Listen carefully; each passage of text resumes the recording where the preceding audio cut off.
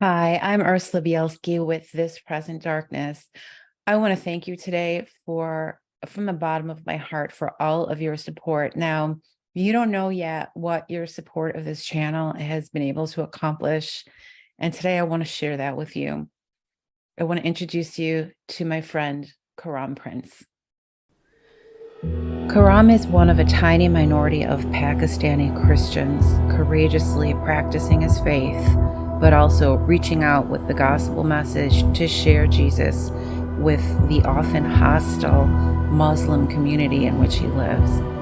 Many of Karam's neighbors are enslaved.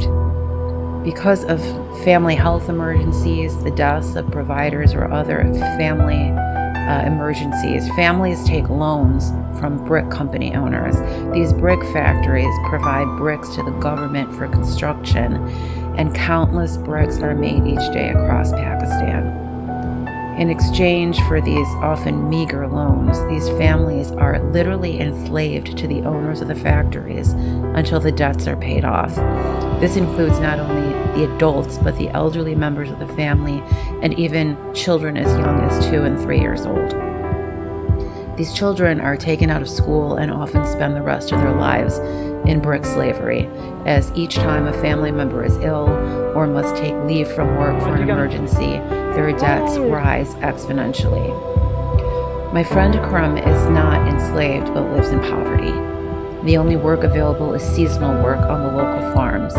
He works full-time picking vegetables for about $80 per month, or cutting wheat at harvest time for a small share of the harvest. Despite his own poverty, Karam holds Christian services and Bible study in his home and wherever others are interested in learning about Jesus. I met Karam last Christmas when I hired him as a freelance writer on a familiar freelancing platform to help me with some research on a Christian topic for this show. Karam was working to raise some money for his Christian ministry. We started to talk and became friends, and I began learning about his family and his ministry, and about the slavery situation in Pakistan. About a month after we met, he told me he was going out to a local brick factory because he was very concerned about the children in these enslaved families. The parents are illiterate, and the children were pulled from school to work and don't know how to read or write, some with no hope of ever returning to school because of the family's debts. He told me the factory was 5 miles away and is overseen by Muslims who know he is a Christian, and told him distinctly not to come there. Despite these warnings, Karam was determined to begin teaching these children.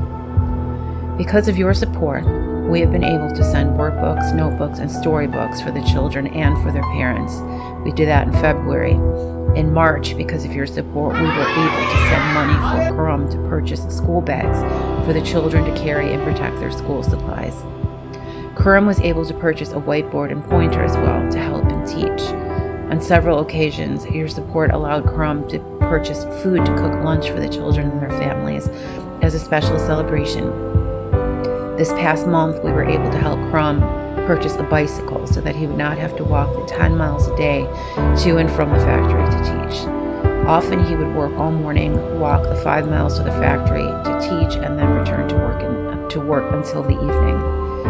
Almost every night, Karam stays up till 2 or 3 a.m. doing Bible study and preaching for his services. He never goes to bed without sending me a message that he's praying for me. I cannot express how grateful both Karam and I are for everything you have done to support this work. But I'm telling you today that we have to do more, and we have the ability to do more. Because these families have seen our generosity to their children and to them, they trusted me when I asked Karam last week if they would share with us the amounts of debt that they owe their captors. Now, you have to understand that in Pakistan, the American dollar is worth about 5 times more than it is here. Some of these families live in slavery for a generation or more, over a few $100s of debt that grows because of the horrendous fines imposed on them for being sick or tending to their emergencies. Sometimes, if a parent has to leave work because of illness or death, a child, wife, or other family member may be sold by the factory owner to make up for the lost work. Sold. There are 17 families that work at the brick factory where Karam ministers. Those 17 families, including children as young as 2, grandparents in their 80s, and adults and teens, owe a total of a mere 15,000 American dollars. 17 entire families are enslaved for a want of $15,000. My dear friends, won't you today, right now, quickly contribute whatever you can to release these precious children and their families from slavery? When I say every penny helps, it really does. And it helps not with a temporary fix, but to end the curse of slavery on these 17 families.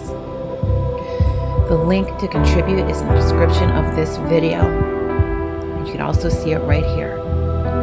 Your contribution goes directly to Karam, and that means we can see these children begin to be freed from slavery now, this week, today, because of you.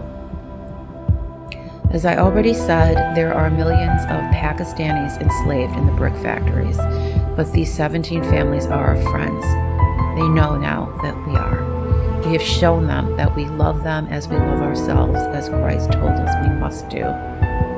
Thank you so much for your support of Karam's courage in the face of so much adversity and danger. Every day he says to me, "You and America have been called by God. I have seen it in you and in your friends." He means you. He means you. He prays for all of you every single day. He tells me every night, "May God use you more." And I'm passing that on to you today. May God use you more right here, right now, today. Thank you for listening. And thank you for contributing. God bless you.